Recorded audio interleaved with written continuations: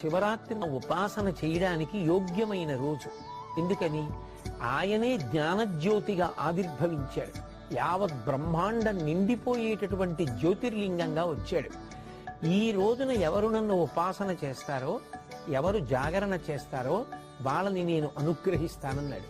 84 లక్షల జీవరాశులలో దేశకాలములను తెలుసుకుని, ఆ తిథి యొక్క గొప్పతనాన్ని తెలుసుకుని ఉపాసన చెయ్యగలిగినటువంటి శక్తి ఎవరికి ఉంటుంది? ఒక్క మనుష్య ప్రాణికే ఉంటుంది. అందుకే జంతువునాం నరజన్మ దుర్లభం.